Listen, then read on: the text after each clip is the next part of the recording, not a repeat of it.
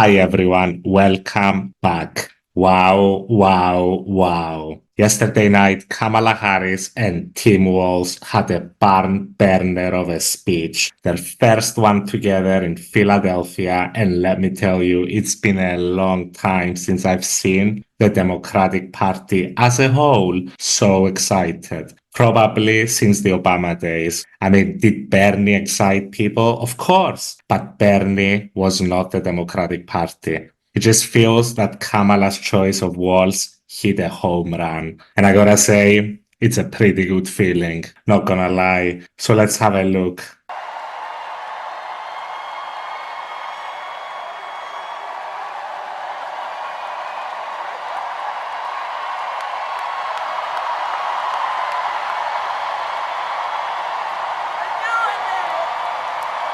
Good evening, Philadelphia. Can you even imagine such a response to Joe fucking Biden entering the stage? It's literally inconceivable. The energy is through the roof. So, Philadelphia, I launched my campaign for the President of the United States a mere 2 weeks ago. And it's been a bit of a whirlwind. And just last night, the delegates to the Democratic National Convention finished voting. And so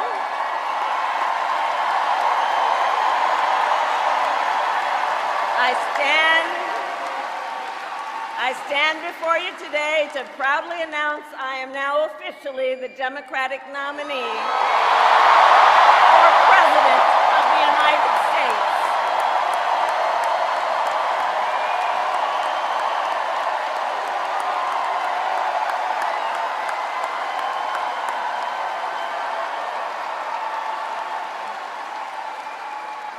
And so now we got some work to do.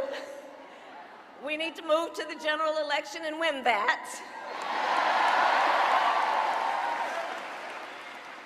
And to all the friends, listen, we also need to level set. We are the underdogs in this race. But we have the momentum, and I know exactly what we are up against.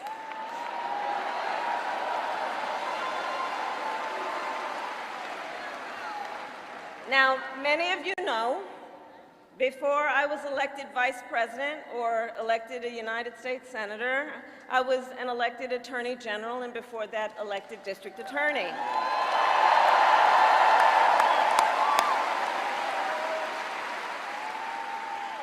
And before that, I was a courtroom prosecutor. So in those roles, I took on perpetrators of all kinds. Predators who abused women. Fraudsters who scammed consumers. Cheaters who broke the rules for their own gain. So hear me when I say,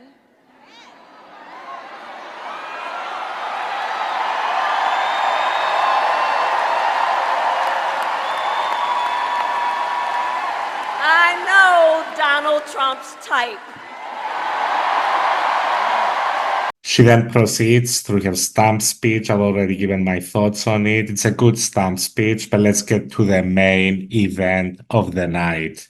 So here's the thing. Since the day that I announced my candidacy, I set out to find a partner who can help build this brighter future.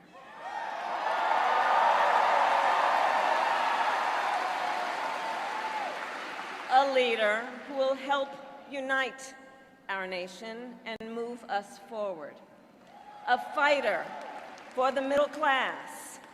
A patriot who believes, as I do, in the extraordinary promise of America.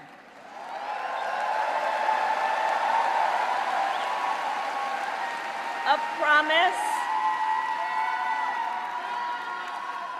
promise of freedom, opportunity, and justice, not just for some, but for all.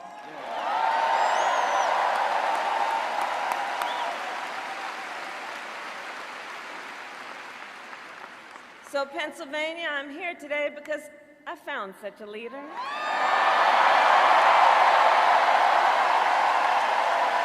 Governor Tim Walz of the great state of Minnesota. Let's go! I'm honestly astounded by Kamala's judgment. I did not expect this. All hail the coconut tree. We're not going back, baby. She then proceeds to list every single accomplishment of Tim's life, and boy, there's quite a few. So America, for some folks, they're just getting to know Coach Walz's story. And I'll tell you, he is the proud product of a middle-class family in rural Nebraska. He is a veteran who served our nation in uniform for more than 2 decades as a member of the Army National Guard, and he went to college on the GI Bill.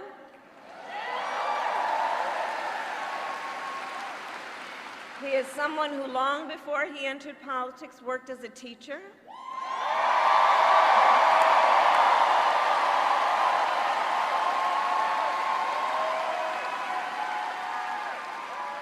When Coach Walz and his wife Gwen moved from his native Nebraska to Minnesota nearly 30 years ago, they both took jobs at the local high school. Coach Walz taught social studies, Gwen taught English.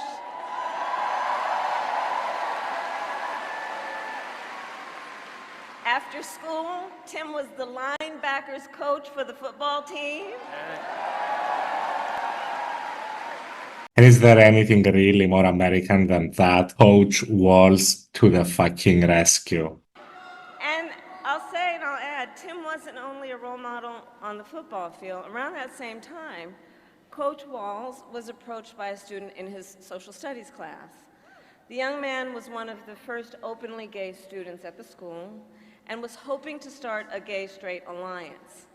At a time when acceptance was difficult to find for LGBTQ students, Tim knew the signal that it would send to have a football coach get involved. He's a good man, a good man. He's a great choice by Kamala, says, and it's an excellent showcase of her judgment. So it was Coach Walz's students who actually helped him decide to run for office. And he served 12 years in Congress, representing a purple district as he reached across the aisle to get things done. He was the highest ranking enlisted man to ever serve in the United States Congress. And he was known as one of Capitol Hill's best marksmen, winning a bipartisan sharpshooting contest year after year. Suck on that, Republicans. He even shoots better than your guys. In Washington, Tim worked to raise the minimum wage, to protect the freedom of workers to join a union. As governor, Tim has continued to fight for working families. He secured paid leave for workers in Minnesota.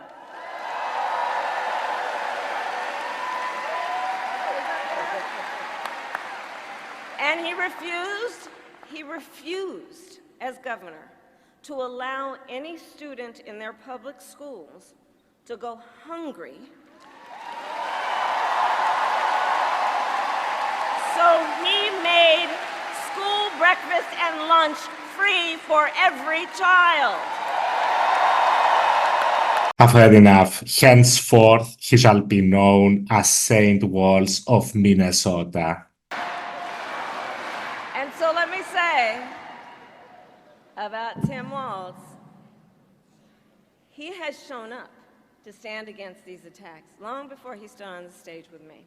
After Roe was overturned, he was the first governor in the country to sign a new law that enshrined reproductive freedom as a fundamental right. Okay, let's hear the man. In his state, he has been a model chief executive, and with his experience I'm telling you, Tim Walz will be ready on day one.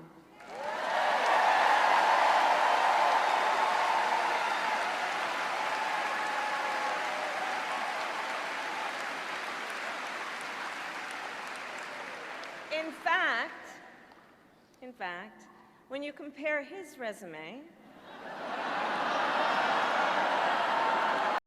Take a bow, Vance. They love you in here.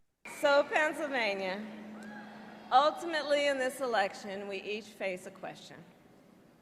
What kind of country do we want to live in? Kamala, I gotta say, you're having a great speech, but I want to hear your VP as well. Is she getting a bit Trumpian? You know, the promise of America is what makes it possible for two middle-class kids, one a daughter of Oakland, California, who was raised by a working mother, the other a son of the Nebraska plains who grew up working on a farm.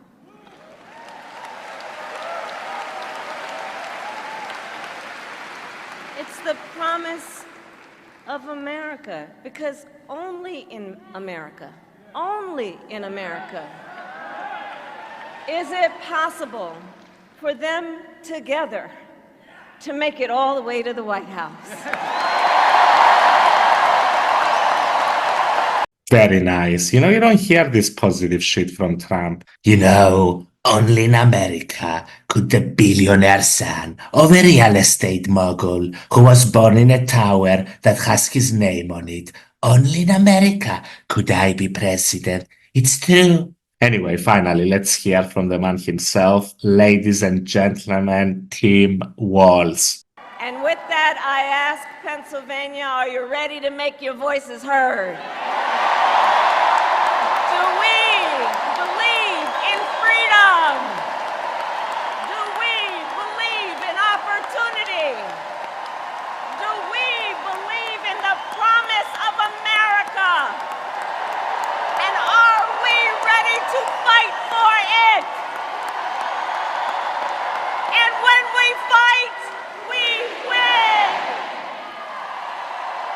And now, welcome the next Vice President of the United States, Tim Walz. Wow, my God, she's getting really good at this. Let's go. Wow. Thank you, Philadelphia.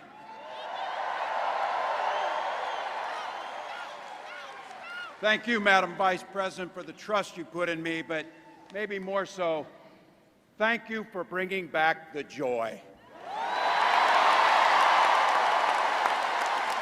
The vibes are back, baby. The vibes are back. For God's sake, she brought back the joy. And Pennsylvania, I know you know this, but my God, what a treasure you have in Josh Shapiro.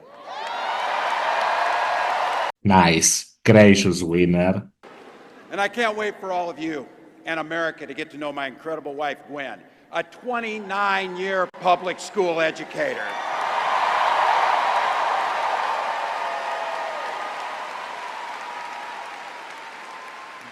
Don't ever underestimate teachers.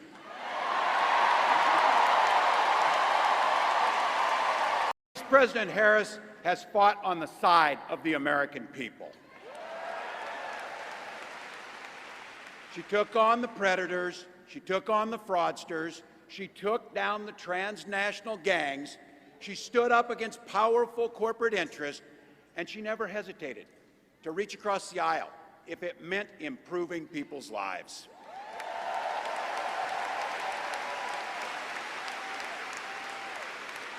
And I want all of you to hold this, and don't ever underestimate the power of this. She does it all with a sense of joy.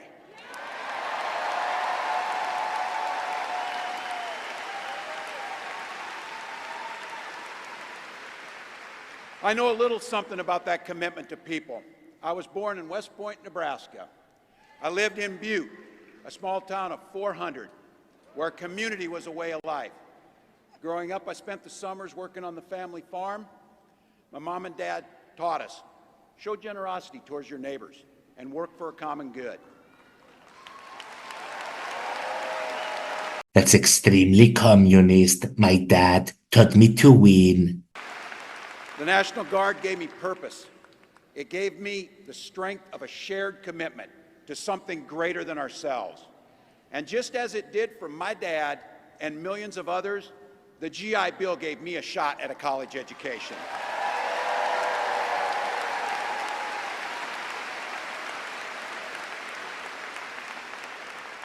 My dad was a teacher. My brothers and sisters and I followed in their footsteps. 3 out of 4 of us married teachers. What we do. It was my students. They encouraged me to run for office. They saw in me what I was hoping to instill in them, a commitment of common good, a belief that one person can make a difference. So in 2006, I took a leap and I ran for Congress.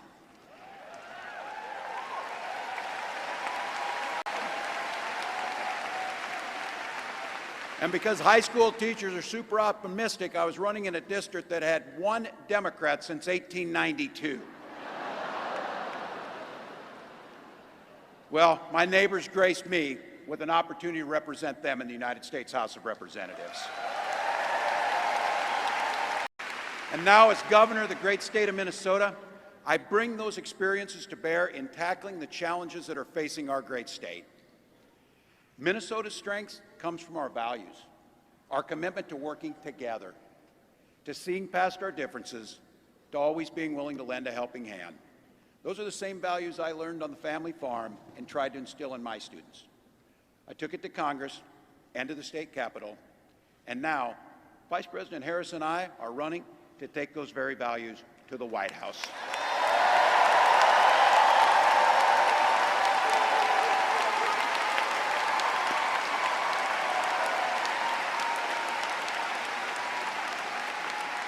Now, Donald Trump sees the world a little differently than us. First of all, he doesn't know the first thing about service.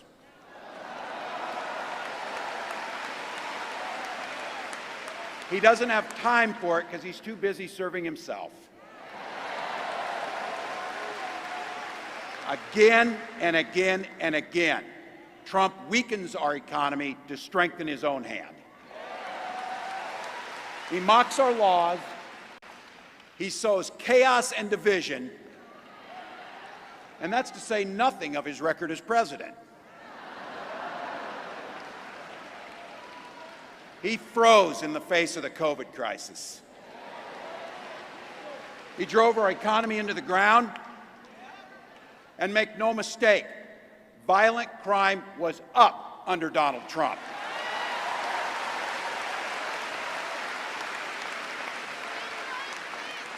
That's not even counting the crimes he committed.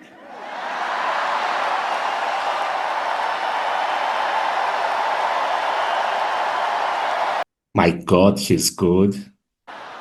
Some of us in here are old enough to remember. I see you down there. I see those old white guys. Some of us are old enough to remember when it was Republicans who were talking about freedom. It turns out now what they meant was the government should be free to invade your doctor's office. In Minnesota, we respect our neighbors and their personal choices that they make. Even if we wouldn't make the same choice for ourselves, there's a golden rule. Mind your own damn business. Oof, I hope Donny Boy watches this rally. He's gonna be extra grumpy this week. Look, that includes IVF. And this gets personal for me and my family. When my wife and I decided to have children, we spent years going through infertility treatments. And I remember praying every night for a call for good news. The pit in my stomach when the phone rang, and the agony when we heard that the treatments hadn't worked. So it wasn't by chance that when we welcomed our daughter into the world, we named her Hope.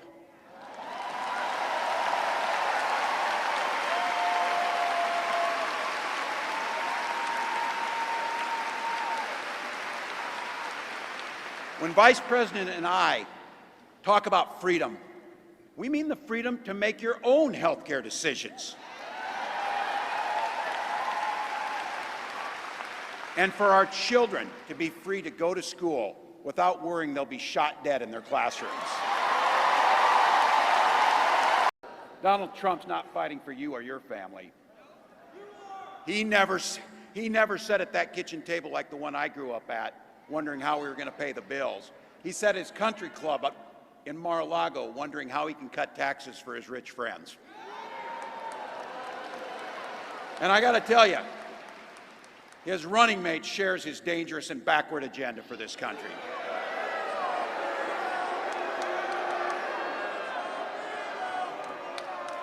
J.D. Vance literally wrote the foreword for the architect of the Project 2025 agenda.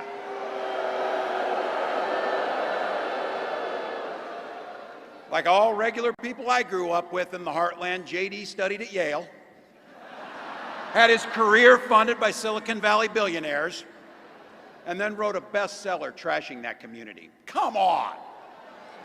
That's not what middle America is.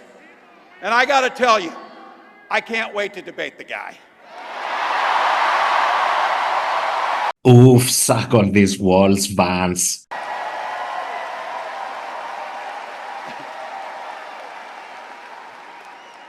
That is, if he's willing to get off the couch and show up. So,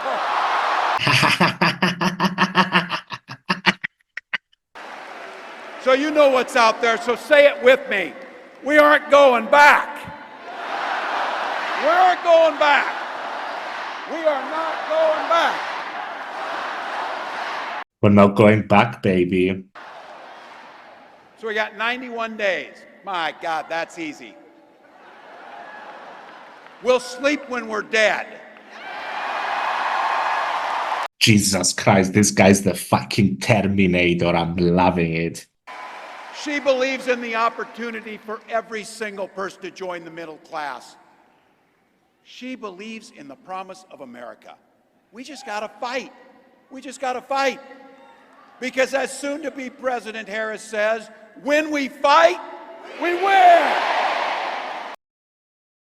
Look, it was a barn burner of a speech. I think it's official now. The Dems are back. Donny is about to get really cranky. Walz was an excellent choice, and he's already shown it, I gotta say. What else do I gotta say? You've seen him. He's an excellent attack dog. He's really good at it, and he's got elements of the Minnesota nice. I think he's an excellent candidate by Kamala. He's an excellent choice. I consider the race basically a toss-up at this point, and that is admittedly some really good news. So subscribe if you like the show, folks, and see you soon. Bye-bye.